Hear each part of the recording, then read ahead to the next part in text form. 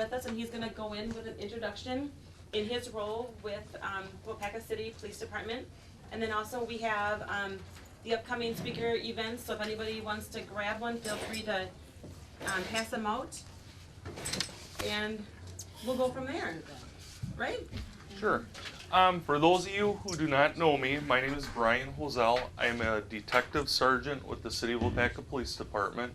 I've been working for the city since 1994, and in 2002 I was promoted to the detective position, so I've held that position since 2002. Since then I've worked on a lot of investigations. I've worked on a lot of different scams that have involved younger and older people. And from the number of scams that are coming out there now, each year I get requested a lot to come talk to people in regards to the current scams and everything that's going on, so that you don't fall victim to becoming, so you don't become a victim yourself. So, is there anyone in here that has a computer? Okay. How many emails a day do you get from someone asking for money? I don't know what they're Selling something, I don't know what or they're asking for. I delete it without reading it. okay, a lot of times people will reach out to you through the computer. And because of the knowledge that you have with computers, I mean, computers first came, when I got into high school, computers were first coming in to high school. So I graduated in 1988. So about 1984, 85 was when we first started having computer classes in school. So during that time frame, we were just trying to learn how to computers. Now, about 10, 12 years ago, my parents had gotten a computer. And my parents had never used one before. And I still get phone calls from them asking them, this isn't working, that's not working.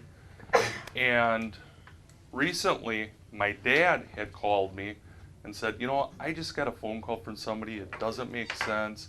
He's telling me there's problems with my computer, and he wants to be able to log into my computer and help me fix some things to get the speed faster. I said, well, did you call anybody? No. And he says, you know, I kind of started asking him a lot of questions, and he got short with me, and I told him, I don't need any help, I'm fine. And he ended up hanging up. Well, for the next couple weeks, this guy continued to call back and said he saw that he was working on a computer, saw some issues with the virus, and he wanted to make sure that he was protected. And my dad wasn't even on the computer. So my dad had gotten the guy's name and everything, and he actually typed it into the computer.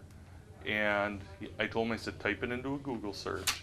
And he typed the guy's name in there, and all these different things came up with all different people that were complaining about the same thing that this person was calling.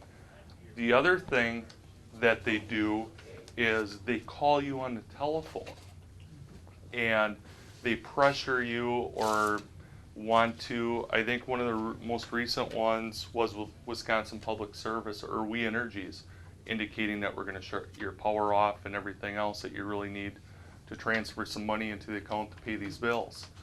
If you go into a Google search with that phone number and you type that in there, you will see that all the different complaints that are online with that phone number. So that's just kind of something new that's people are starting to get to recognize, or are getting the information out. If you have a question, type those phone numbers in. But make sure that you don't ever give out any personal information. They may want your credit card, they may want your middle initial, date of birth, whatever it may be. You know, here in Waupaca, we live in a small enough community. If we have a problem with our banking, what they do with our banking is our banks are going to send us a letter, or most of us know the people in our community, the people that work at the banks, that if there are any problems and they do call, you're going to recognize who that person is on the phone. But they always follow up, like with a bill, or if you have an overdraft notice, they'll send you that information in the mail. Just like any company, that if you have past due bills, whether it's your credit card or any of your services for heat or for electric, they send you notices that are past due. They're not going to call you up on the phone and tell you that you owe this money. Okay? They're going to send you a paper bill. So it's just real, you know, and if you ever get that feeling when you get that gut instinct that something doesn't feel right, for the most part, has that feeling always been right? So if you question that yourself when you're talking to somebody on the phone, it's probably going to be something that's not good. This morning, we belong to the Crime Alert Network, and this is something that's going on right now, that people are being instructed over the phone to go to gas stations or to go to places like Walgreens or everything. And what they're doing is the caller's instructing them to go and get $500 green dot cards. So does everybody know what a green dot card is? If you go to Walgreens, it's kind of like a credit card, kind of like a debit card. So what you do is you go there and there's money that's put on that card. So in order for you to use that money, it kind of turns into a credit card where you give the numbers. So what these people are doing is you call back, you provide those numbers to that person along with the PIN, and once you do that, a lot of times they're asking for $500. And once you give them the card number and everything, your money's gone. Same thing with the banks. If you get something in the mail indicating that you won the lottery, and let's say you won $500,000, but you have to pay so many dollars in taxes. So what they want you to do is they want you to pay for those taxes up front. So people then go to their banks, they take this money out, and they forward the money for the taxes. Then a week or two goes by, they finally get a phone call back. Well, you know, there's some more taxes that you have. So people go to the bank, they get more money, and they send them cash. And now let's say you're out $4,000. Well, that $4,000 that you just took out from the bank is gone. You're going to be paying the bank back I shouldn't say it. Your $4,000 is gone, but if they send you a check and it has your name on it, and you go and you sign that check and the bank cashes it, 4 or 5 days later, that check may be no good. You're going to owe the bank that money. So I mean, it's pretty scary. I've seen people in the last 13 years maybe lose up to $60,000 to $80,000 that they've been swindled out of, and it's really unfortunate. Can you go over that process again, the last thing that you mentioned about the check? So let's say you get a check in the mail and it says you won so much money, and they want you go and you cash that. Or what they usually do is they want you to, if you put something online like Craigslist and you're selling something, so let's say you're selling a sewing machine on Craigslist and you put it on there. Somebody sends, and you're asking $500. Somebody sends you a check for $800 or $1,000. So you know this is an inconvenience fee. You go ahead, you send it out. You know, keep the money for yourself. All of a sudden you keep that, and you're supposed to forward any balance. All of a sudden you go ahead and you do that. That check comes back, it's no good. Not only are you out of the product, but also you're going to owe the bank that money because the check was no good.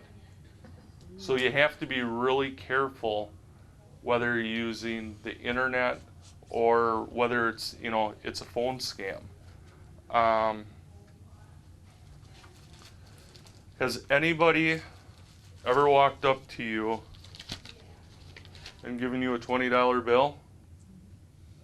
Has anybody ever given you $1 on the street? A quarter? A quarter? At Aldi's. At Aldi's for your shopping cart? So if that's the case, nobody's ever done that for you, why would somebody call up and give you an extra $300, $500? Or why would they tell you that you won the lottery and you have to pay this extra money? And I always said, if Jim McMahon isn't knocking on your door, or no, Ed McMahon isn't knocking on your door, it's not true. And we all know that Ed's no longer with us. So he's not going to be standing there with the balloons. So you have to really be careful with those things. Does anybody have any questions so far? Has anybody had any of these phone calls or received any of these emails? I get phone calls at least every day in the afternoon telling me that something about my credit card. I don't even hang on the line long enough to hear what he's saying, but every day, and I don't have no credit cards. Yep. You know, and the thing is too, at work, I get emails all the time. People say that, I'm lost over in a different country. I got into a bad car accident and I need you to forward me some money to pay for my medical bills. Those things are false. A lot of things, what they really try to get, and recently this has happened that somebody told me about, they got the old grandma-grandpa trick with the grandchild. I'm up in Canada and I got arrested and I need so much money to get out of jail. And they're really good at what they do, and they're really good at convincing people that this really is their grandchild. And people are still forwarding money. And they may tell you to take so many $100 bills and put them in a magazine and tape them in a magazine and ship it to them. People have done that. So as silly as it sounds, that's how good they are at their jobs, is to convincing you that there is a problem and that you should send that money. I had pulled up, before I came over here today, about targeting senior citizens, and the healthcare fraud or health insurance fraud. One of the things they said to be careful is with medical equipment fraud, that some companies now are going ahead and talking about you getting equipment and saying that Medicare is going to cover it when Medicare doesn't, and then you fall victim to going ahead and purchasing this. So one of the things that they said for you to not become a victim of that, never sign any blank insurance claim forms, never give blanket authorization to a medical provider for bills for services rendered. Ask your medical providers what they will charge and what you're expected to be out of pocket. So when you're in the office, if they're telling you need this equipment, ask them that. Ask your physicians to make sure. Would you repeat that, please? So it says ask your medical providers what they will charge and what's expected to pay out of pocket. So if you have your insurance, of calling them ahead of time, you can also ask your doctors, what's going to be, what do you think will be covered, so that all of a sudden you don't get stuck paying the whole bill. Don't do business with door-to-door telephone people or salespeople, and they tell you that the medical equipment is free. It's never free. Nobody's ever, except the quarter at Aldi's, nobody's ever walked up to you and gave you any money. So they're sure not going to give you any medical equipment. And just always making sure that you keep accurate records of your health care, and know that a physician ordered your equipment for you. So never go out to these different companies. Another one they talked about is funeral and cemetery fraud, which I wasn't aware that there was a lot of. It says, you should be informed, take time to call and shop around before you make purchases. Take a friend with you that may offer some perspective, and make sure you go over the stuff with the funeral home. You know, we live in a smaller community, so we know our funeral homes and everything that's around here. We shouldn't have too many problems with this. But if you move down to a bigger city, if you pick up and you go down to Florida, you become a resident of Florida because you don't want to be up here in the winter anymore. These things are happening in the bigger cities. So, you know, you really have to watch that. Here's another one. It says anti-aging products. You know, it says if it sounds too good to be true, you know, you have to be careful. You know, they have these secret formulas and these breakthroughs to help us look younger. And a lot of people are concerned about their appearance, so that they're willing to try all these different things to make them look younger. I mean, every day you turn on TV and you have on the news about how they have this new thing that they're doing with laser surgery or lasers and Botox and all those different things. A lot of people sink a lot of money into that stuff and they get addicted to it. So you got to be careful about the stuff that you see on TV, especially when you see those infomercials in regards to how things are supposed to help you. Does anybody ever purchased any of those items, or do you see that stuff on TV? A while ago, they had a free motor scooter or something that you could order and they would pay for it, or they would give it to you absolutely free. Yep. I wondered about that, okay. You know, I didn't think TV could And that's push something like that. Well, that's why the scooter store is no longer in business, because Oh. they did that. They tried to bill Medicare, and they were fraudulent, because there's certain things you need to have a scooter, and it's usually for the use in your home, but they were showing people in like the Grand Canyon. And so Medicare will not pay for that. So they are no longer in business because of those practices. We got an envelope from California, and it had a little booklet in it. And the booklet showed before and after use, and it was a cream that you could order. That was a miracle cream. You would look so much better. Well, I mean, one of the things that people deal with is a lot of, you know, cracks with their hands and everything. And you go to the doctor's office and they prescribe all these different things that you should try and you should use. And I have somebody in the family that's, I don't know how many hundreds or thousands of dollars they spent because their hands crack all the time. The last thing the doctor told them was try using vegetable oil. And you know what? She hasn't had to go back to the store, back to the drugstore to get all these expensive creams because the vegetable oil has helped her hands. And you know, some of these creams are $100, $200. So, Another thing with that too, with the cracking of the fingers, I always used to have a lot of trouble with it. And after I got a humidifier going in the winter time, that makes a difference too. big difference. Yeah, so if you're doing a lot of outdoor work too,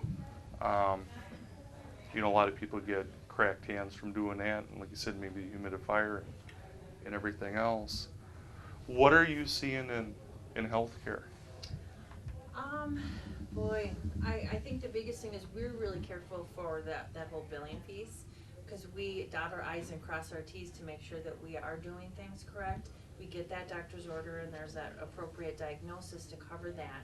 And we see some companies who kind of let some of that stuff go, but you know, we try to follow Medicare rules and regulations, and even though they're a pain, you know, you gotta do it, because we don't ever want someone to think that we do any fraudulent, because we do have the home medical equipment. I wanted to comment on when you had said to come to the doctor and ask for the amounts.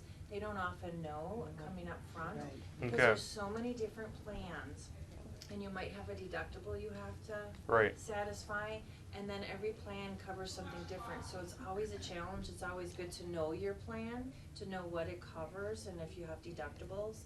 So that's the biggest thing you can do, is to understand your insurance out there, so. Is there anybody that's available, you know, if they have problems understanding through Theta Care that they can talk with? They have, yep, they have the billing people that can kind of help them through that. I think doesn't the ADRC also here in town have some people that, have like a Medicare ABCD so that they can work with them and really understand it, especially if it's a Medicare. Does everybody understand that? You know, that's the biggest thing, is trying to understand your insurance, which is really difficult because the plans do change so much. We are having somebody come from the county. You are. Where is it? Understanding your Medicare benefits for August 25th. The other thing I wanted to touch on is, how many of us have mailboxes at home? How many what? Mailboxes. Do you have a mailbox at home? Well, in the corner lot. Okay. Do you ever put any bills in there? Your mailbox? In the morning, when you get up and leave, you have to pay a credit card bill, or you're paying some other bill. You have your check in there with your personal information on it. You have your checking account in there, plus you have all the information that's on your bill. Not that we've had a lot of problems in this area. However, you just took everything and you put it out on the street. And somebody could drive by, open up your mailbox, and they have all that information. So if I send any bills in the mail, I usually I either drop it off at the post office, or what I do is I go ahead and the mailboxes that they have that close, like over in the parking lots, I'll drop my mail off there. So instead of leaving that personal information that's, sitting in your mailbox. Another thing to be careful is, a lot of people will call up and say that they're taking a survey. And they'll start asking personal questions in regards to how many members of your family. And it happened at my house. They said that they were from the Census Bureau, and they were going through and they were doing a census. And my wife was on the phone, and all of a sudden I heard she was giving some personal information out. And I asked her, I'm like, who are you talking with? He said, well, they're from the Census Bureau. Well, how do you know that? Well, because they said they are. And I said, well, somebody can say that there are a lot of different people, and that was just going to start coming out where they're going to start making those phone calls. And I got on the phone and identified who I was, and the person said, well, we're so-and-so from the Census Bureau. And I said, well, I don't know who you are.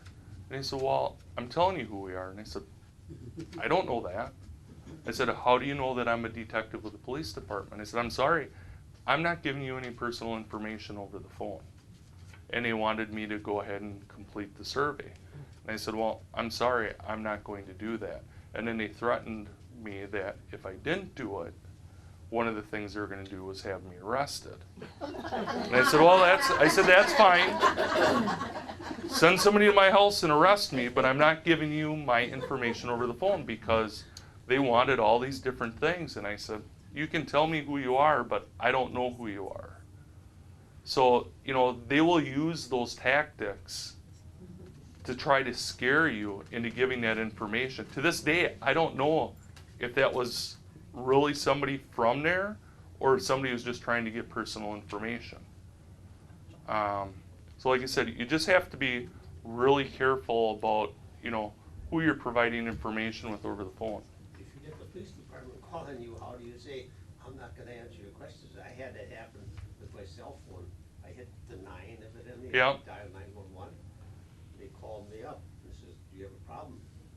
And I says, no. They said, well, we got somebody there dialed 911. I said, no, I didn't. And I went and hit the phone, Yep. calling up a ladder or something like that. So then they said, well, if you don't give us the information, we'll send a detective over. I said, well, if you have to, but then I did say who I was or what it was. And then I called back to the sheriff's department then and asked if they called, and they says, yeah. Yep, and that's exactly what you should do. One of the things when you misdial with your cell phone, you actually have GPS coordinates that are given out, and it'll give us kind of an area that you're in. we do want to respond and we do want to make sure that everything is okay. But if you get that and you're sketchy about it, just say, do you have a non-emergency number that I can call you back to verify, who you are? And they will give you that non-emergency number and you can call them back then. Yeah, but you call it back and still they could say, well, yeah, I am the sheriff's department.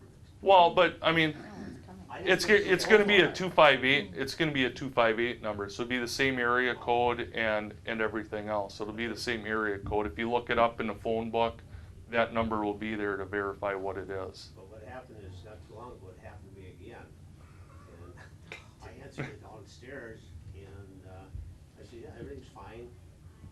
And I left, and the detective did come over and check with her if everything's okay. So they did come over, even though I said everything's okay.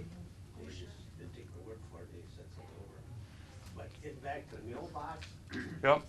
on the mailbox thing, evidently we didn't put any information in one time, we burned our mailbox. They burned your mailbox? Burned it, yeah, they must put a flare in there or something like that and burned it up. I had a detective come over and, it's a federal offense, but he came over and just kinda grinned and I said, what are you laughing about? I said, they burned my mailbox. Yeah. But I talked to my mailman, I told him that, the big thing is the flag, you put the flag up, if you got mail in there. I told my mailman, I said, if I do put something in there, I said, it probably won't be bills or anything, but I won't put the flag up. I said, you see it in there, I said, you can put it on the end there, stand it up, but I won't put the flag up, because that's just a invitation, anybody going by, say, oh, there's mail in there. So I don't Right. put it up. But do they pick up your mail? Oh, yeah, they'll pick it up. If And they even aren't delivering that advertise day it. to your particular address, then no, they won't pick it up Right. until the following day. But they're advertising that now with mail, part is advertising, they'll pick up your mail, they'll pick this up, pick that up, well, it's a good mail Right. thing. I got something in the mail that I was gonna win a pile of money, and I called the number that was on there, and they said that number you can't reach from your vicinity. Okay.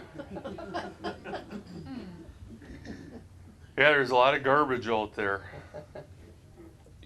Like I said earlier, nobody's ever gonna give you anything in life for free.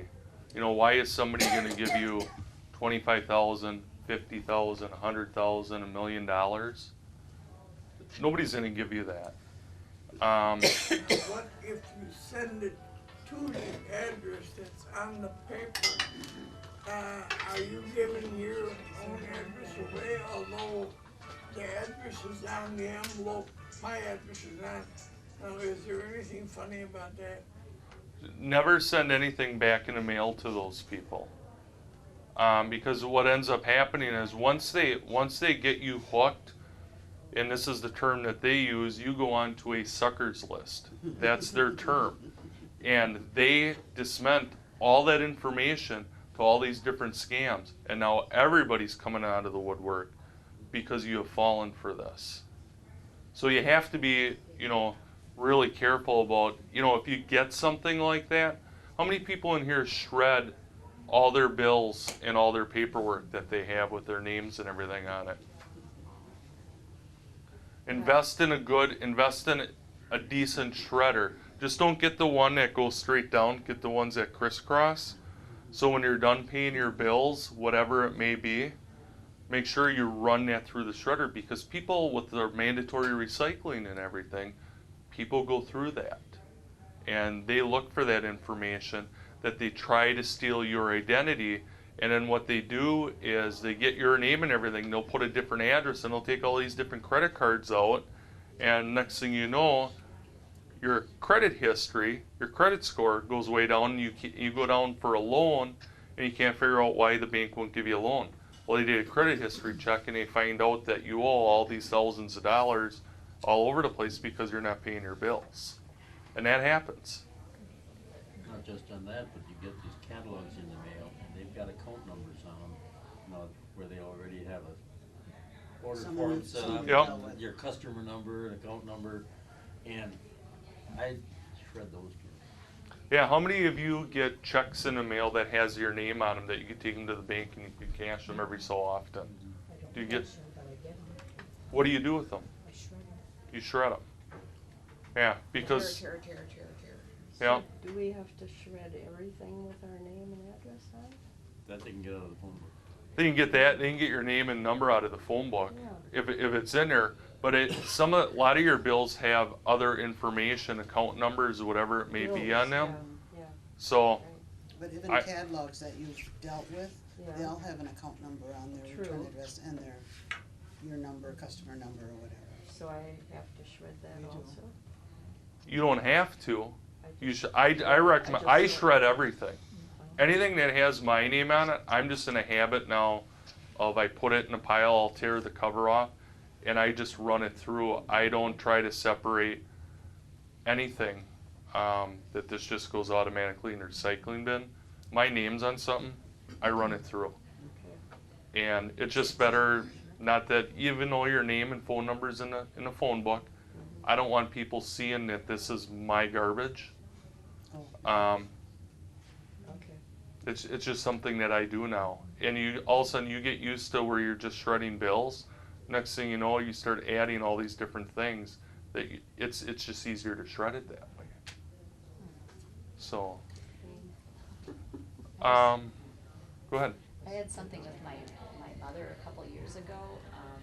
She had gotten a phone call about ordering something, and she had said, "No, I don't want that. Thank you for calling, but I don't want that." And they kept saying, "Well, you know, it's inexpensive, whatever it was." And she said, "No, I'm not interested." And so then their thing was, "Well, let me verify that we've reached you and whatever. So is your birth date, blah, blah, blah." And it was, and she said, "Yes."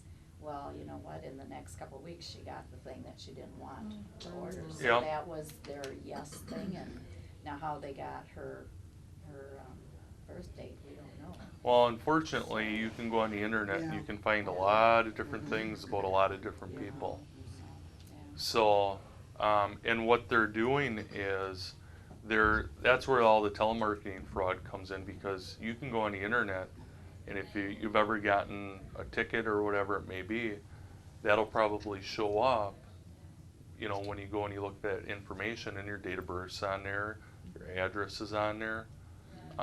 So you have to, like you said, you have to be really careful in regards to the phone calls you get, the emails that you get, whatever it may be.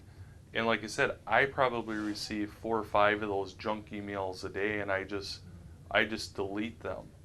And it's impossible for, you know, an agency like ours to really do any sort of investigation because of the resources that we have. One of the things that you can do is you can go online. I believe it's like ifc3.gov, and that's where you can file an online complaint. And they track the different scams that are out there. But one of the things too, you know, just keep in mind that, you know, these are federal investigators that we're following up. If the dollar value isn't there, they don't have the resources to follow up on all the different things, all the different scams. It's ifc3.gov.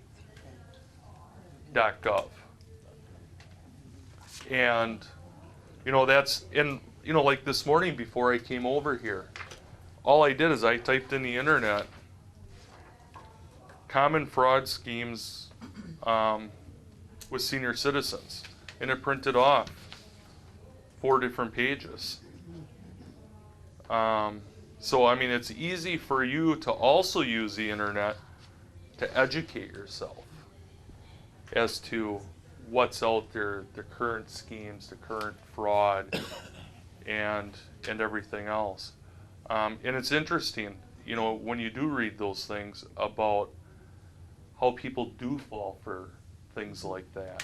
And if you just read all the tips and everything that's on there, you're just educating yourself a little bit more, and you may have friends or family that you can also educate, and all of a sudden you're going to find out, they're going to say, you know, I got a phone call like that. Because what happens a lot of times when people get older and even younger, that if you get scammed out of $1,000, $5,000, or $10,000, are you going to tell your children what happened?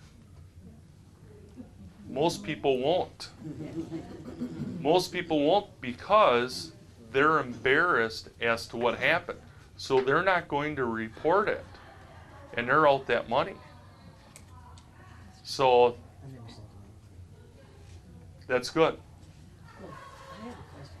What's the connection between scams and Canada? It seems they always want you to send the money to somebody in Canada. Because they're in a different country. It's hard for us to get the authorities up there. We have cooperation with law enforcement. We have had scams up there that we've dealt with. We forwarded information to the proper Canadian officials for them to follow up on as to what happened with them.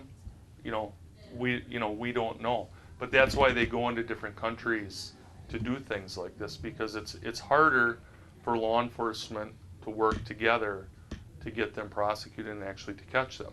One of the things that they do is when they're in foreign countries, they'll set up a P.O. box at the post office that's good for maybe 2 or 3 weeks.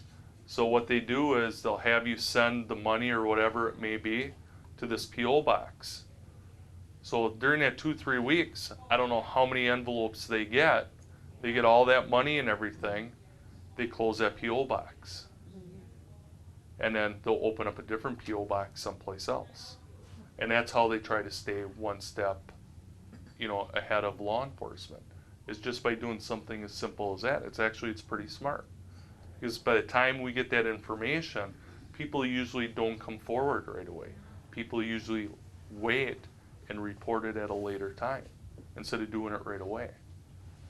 So that's another thing is it's tough for law enforcement because as soon as they start something up, it'll run for about 2-3 weeks, and then they'll turn it and they'll start it someplace else, and then they move.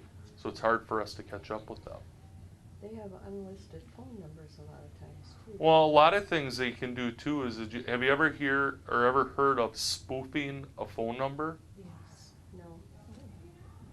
I had Who's- 2 calls this summer, and it was like what Wallace said with the credit card thing. Yeah. But the name, that came up on my caller ID, and they were people that I knew, so I answered the phone, because it was a 258 number. Yeah. And then they asked me, if I wanted to lower my credit card rates. So then I hung up, and then I called that number back, and I got the local people that have that telephone number, and I told them what happened, and I said, maybe you wanna call the phone company and let them know that your name came up, your phone number came up, but I got this call that wasn't from you. And I told them I would certainly verify it if they decided to make a complaint. I never heard anything back, but that was very scary, because I would have answered the phone because I knew that person. And, and I was very surprised that could be done, but it can. It can be, and it's something that's really simple. It's as simple as going on the internet and you sign up for this program, and a lot of times when I had looked into it, you get like a free trial that you can maybe do it 3 or 4 times. And what people do is they can call from a number that they're at, but they can put a different number in. So let's say I'm calling you from the senior center here, and I get this program. I could put a different number in there, and like you said, the caller ID is going to show that number. Wow. So, technology is scary. And people are always looking at different ways with the technology that we have to try to get extra money or goods or whatever it may be out of us. Another thing that has happened is that we've investigated. You may get contacted if you want to have a job. More or less, you become the middleman. So what ends up happening is, like we talked earlier in regards to Craigslist. So all of a sudden, a person will start receiving packages at their house. And what they're doing is they're supposed to then re-deliver those packages and send them back out in the mail. And they're paid a fee for this. So people use stolen credit cards and everything else.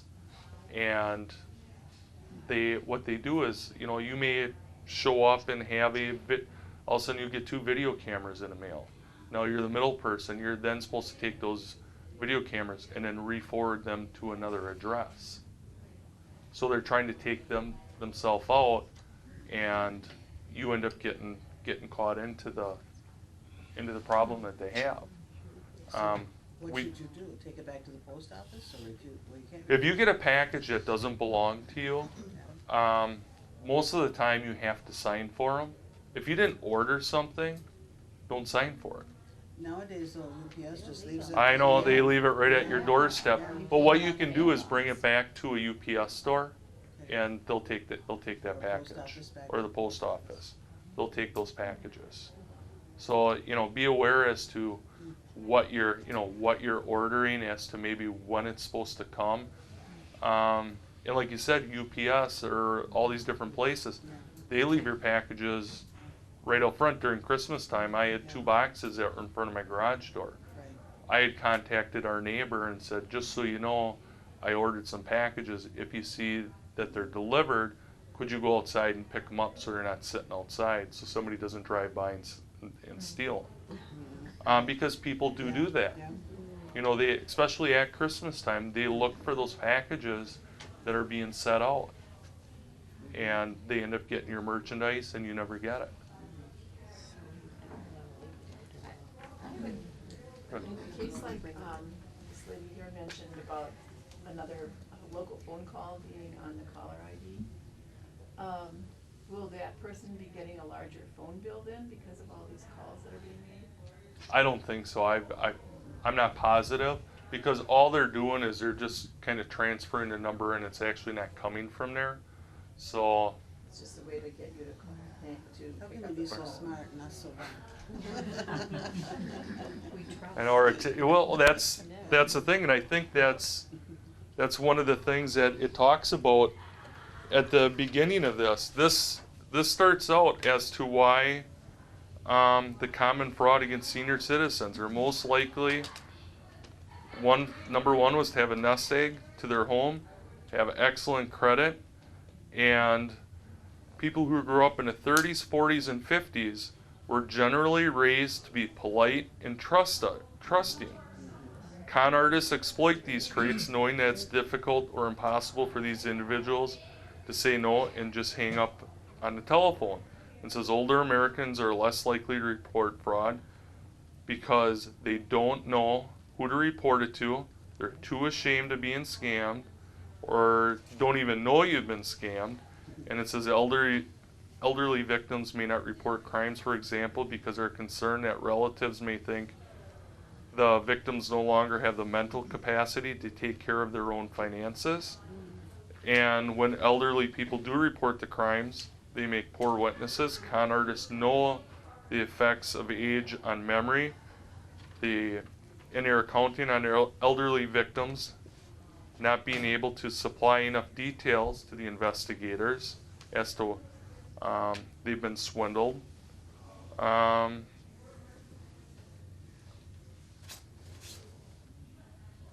So those are the things. Those are the reasons why that you become targeted.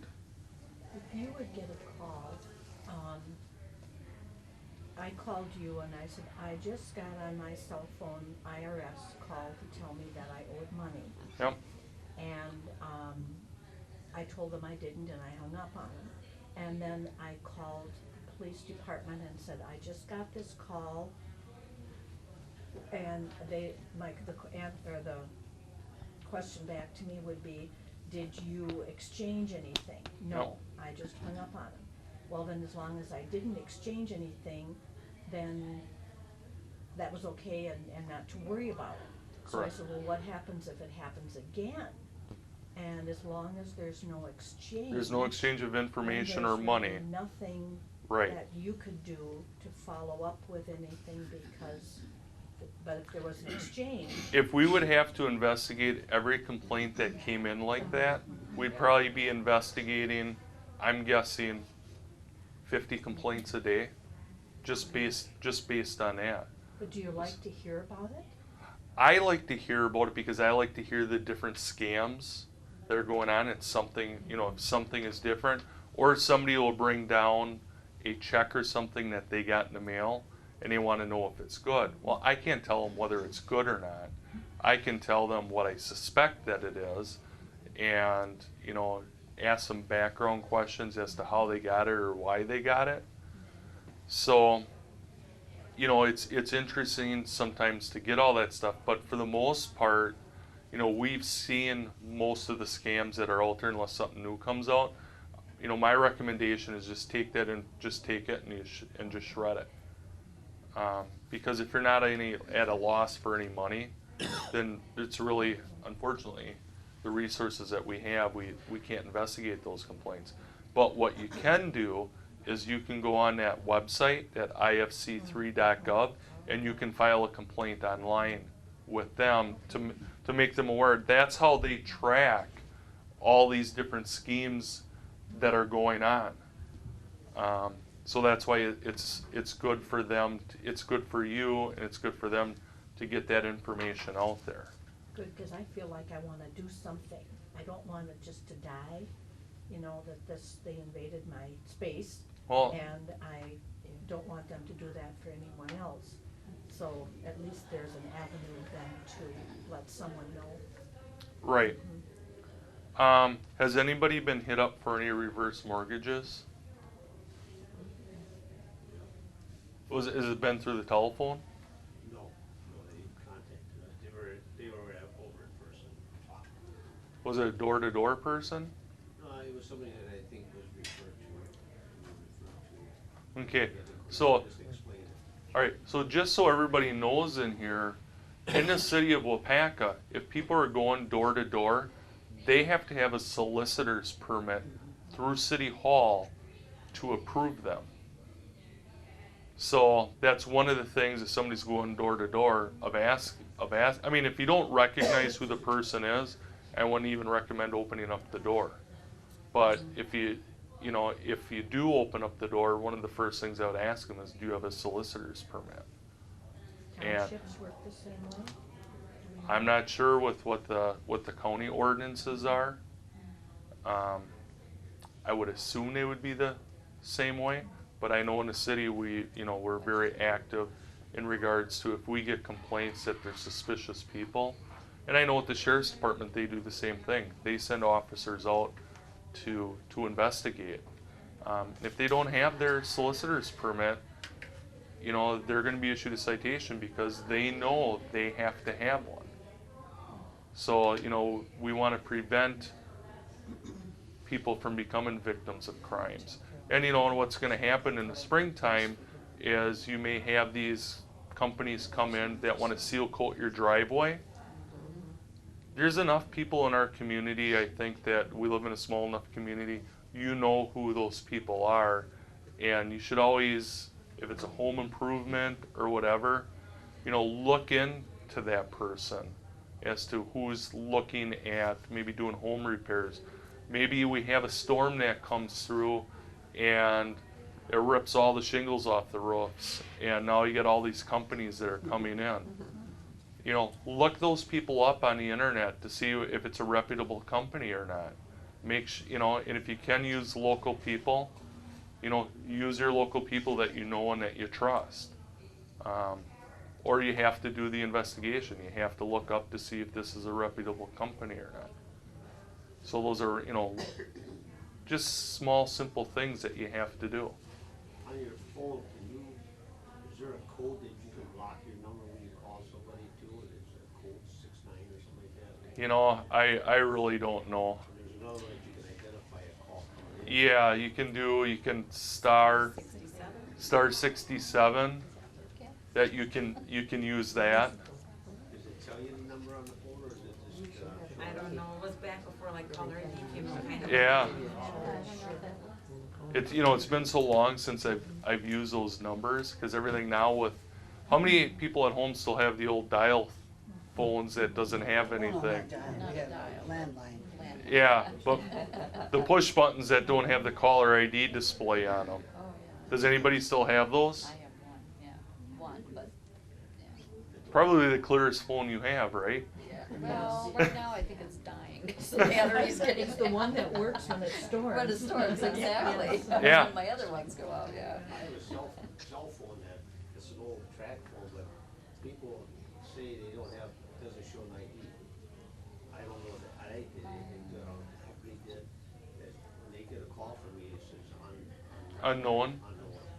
Yeah. And I thought, well, that's probably kind of fine. But they sometimes don't wanna answer because they don't recognize a number. Right. Yeah, Like with me, my number is, I pay the phone company not to have my phone number published. So, you know, when I call, it'll say anonymous. So I don't, and I don't want my personal, especially with the job that I have, I don't want people knowing where I live, that could come and maybe damage my house or whatever it may be. Because unfortunately, people do get upset with us and they're vindictive. And I have had things done, you know, on my property, but those are years ago. So I'm just real careful as to that information isn't even out there, and I think it costs me roughly $5 a month not to have that information out there. What? Go ahead. No, I was just saying, I received a check once from Publishing Clearinghouse for Yep. $3,335. And what I did was I called them Yep. and then she said, no, it's a scam. She says, we don't send checks to them.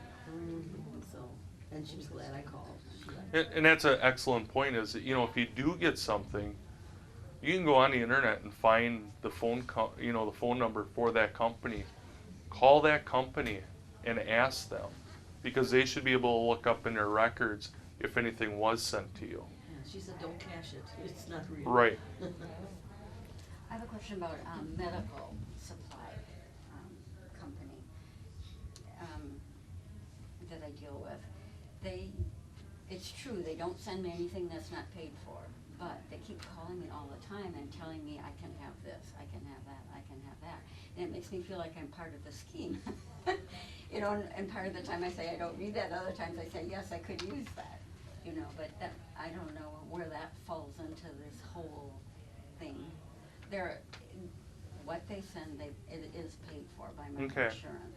So you're dealing But they with a keep- reputable company then. But they keep asking me for all the, you know, do I wanna do this or that, cause I have coverage for things they're not sending apparently. Yeah, they're probably working on commission with their sales, and they're trying to earn more money.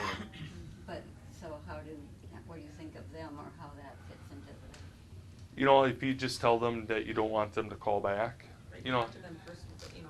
yeah, Talk to them personally, like, you Yeah. know, one-on-one if you can, like, if you have that option, if they're local or if they're even Appleton or whatnot.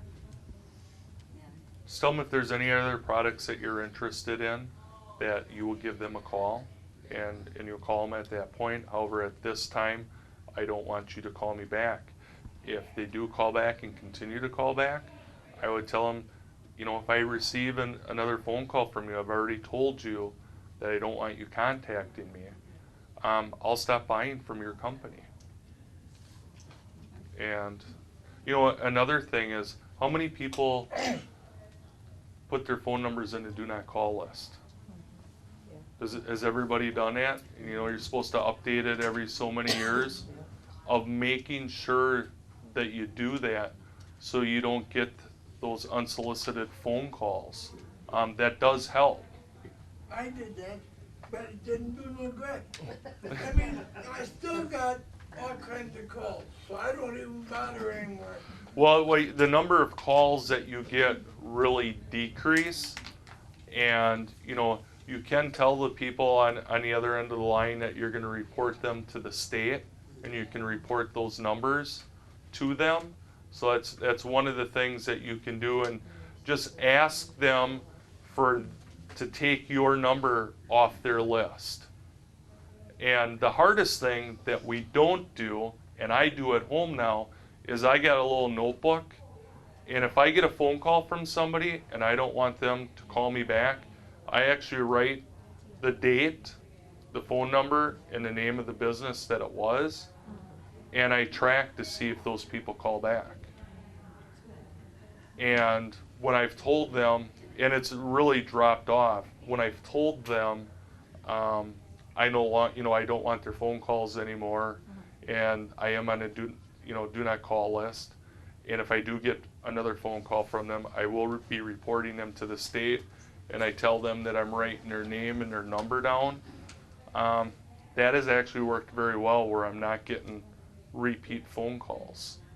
But I get them, or have gotten them, where it's a recording. That's right. Oh, there's, yeah. And Do you like all the political recordings that you get the night before the election? They'll say dial 1 if you Yeah. don't want the service, or if you Right. do. So you do that and you say, do not call me anymore, they call you 3 times as many times if you do that. I heard that was, their way of knowing they have a direct line to you, and then Right. they will keep calling Yeah. anyway. So a lot of times I not don't to- answer if I don't know the number. That credit card Right. scam, credit card, but wanting to, Yes. lower your credit card amount. Yes. I don't have an amount. All And the- they called and called and called and called. Yes. And she gave me her name and everything. I don't remember it anymore. Finally on that one, I think I ended up, listening to the recording, and, press 1 if you want. Yeah, I did that too, but then they called me Later on more. it said, press 2 if you, want to be discontinued from it, and I did that, and I haven't heard that. You haven't had any? Really, but I had heard and it was on the radio or something, there it said that is yet another scam, that press 3, well, we know you're a viable number, so Right. we're gonna Yeah. keep using it, so. So what about, if you go into your email, you've got an email, and, you go into it, not intending to, but you are, okay, you're in it. So then at the very bottom, it has a button that says unsubscribe. Mhm. And I've heard that if you unsubscribe, that puts you on that same kind of a list that you responded. And so then therefore you're going to be on more lists than. Yeah, I don't know enough about that. The easiest thing for me to do with how we have it set up is on my mouse, I right click, and it brings up whether I want to block the sender, mark the mail as whatever it may be. And I just click on there, block the sender, and what that does is that automatically sends it to my spam, so then I never get those again from that person. I'll get another 10 during the day, but each one that I get, I always block the sender. If you block that sender, you won't get those emails What do anymore. you put your clicker on? What? On mine, I right click. It's Just with the sub. the email itself, or the? No, when I got the email that's up like this, You've opened it.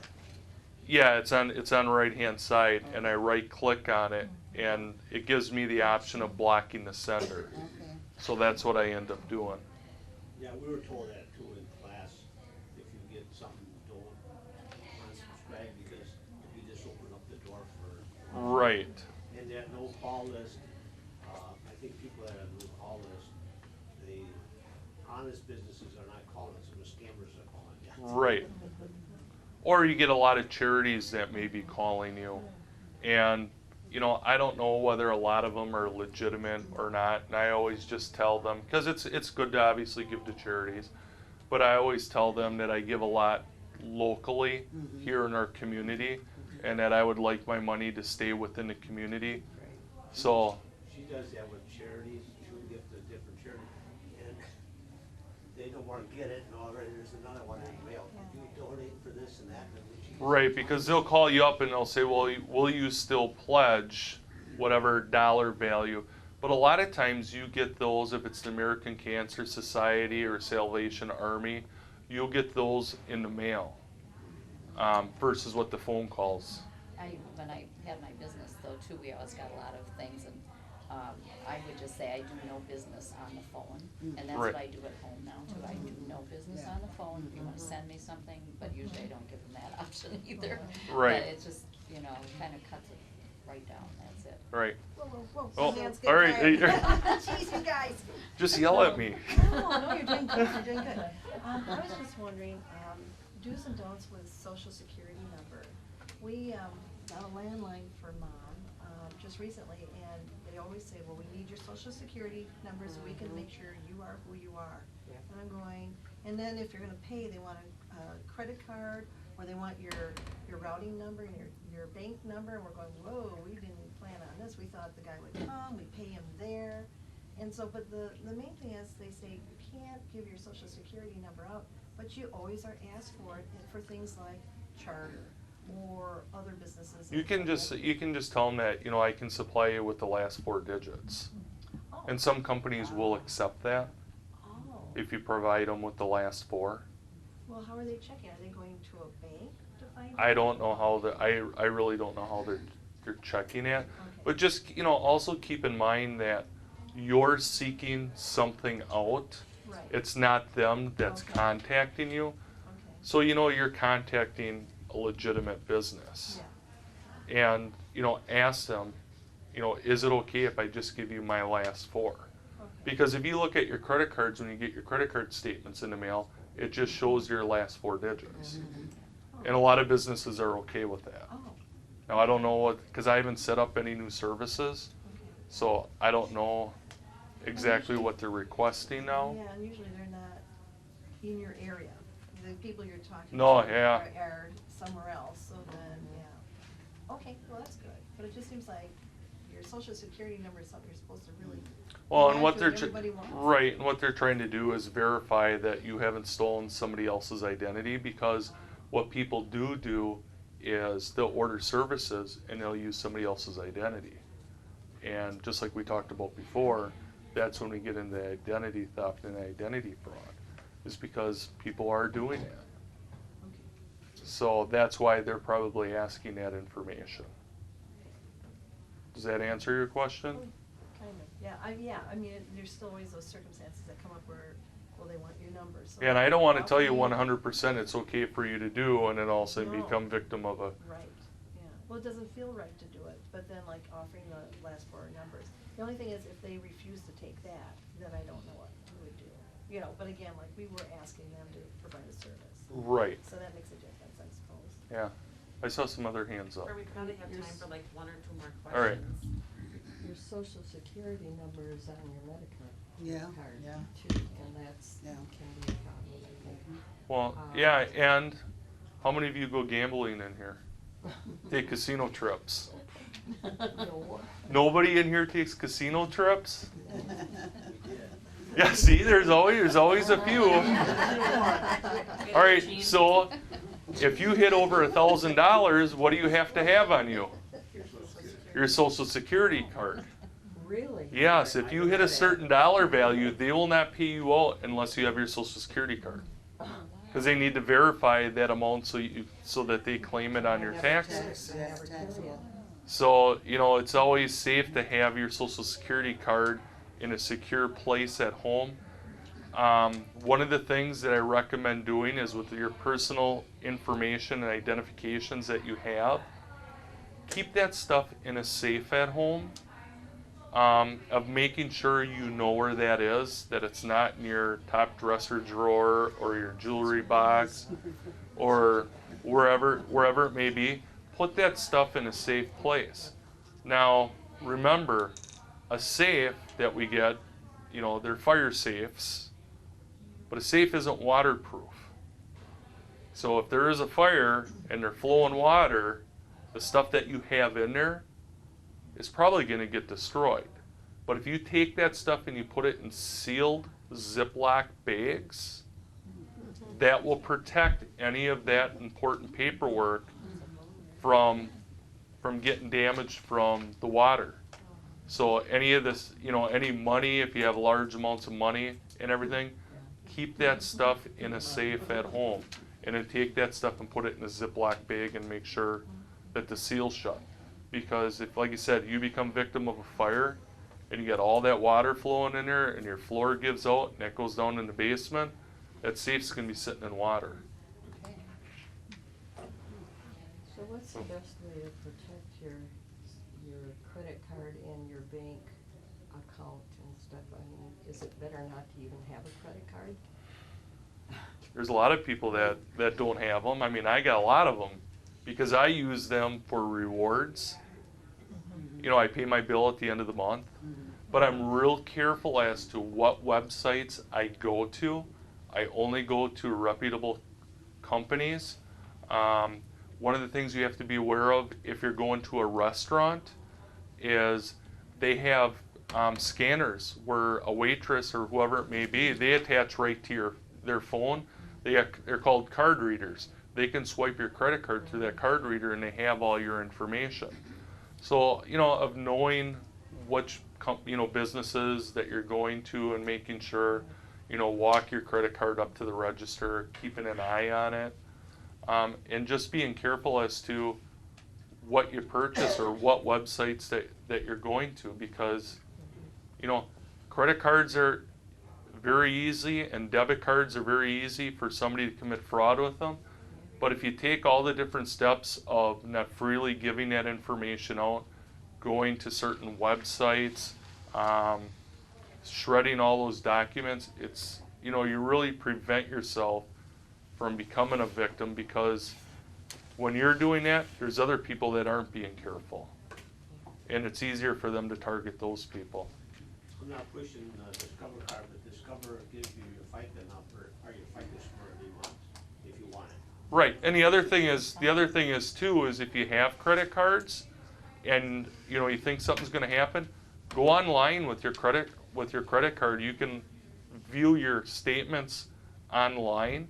So if you go on there once a week or twice a week to see if there's any unusual credit card purchases, because what they will do is they will try to purchase something for $9 or $10, and if that goes through, now they know they have access to your, because they're not going to go right away and hit that $500 or that $1,000 item. They're going to try something small to see if they can get that through. And if they can get that through, then they'll go for your big target item. But if you check your credit, if you check your statements all the time, check them a couple times during the month, you know, you'll prevent yourself from maybe some of those fraudulent charges.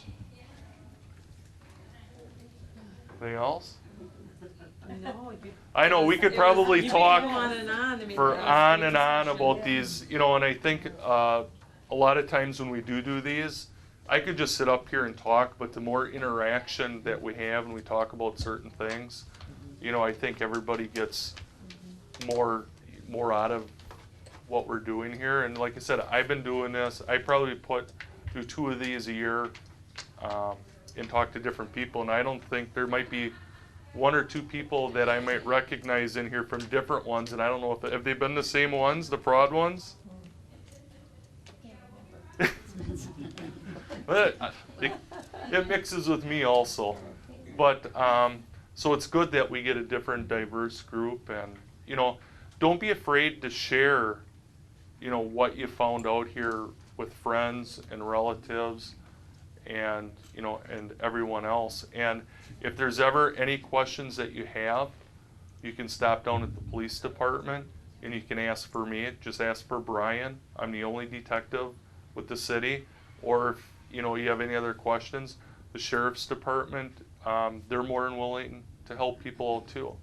So you know, you're lucky that we have these both departments in the same community with all the different resources. I just have one quick question. The door-to-door solicitor thing, is that applied to religious people?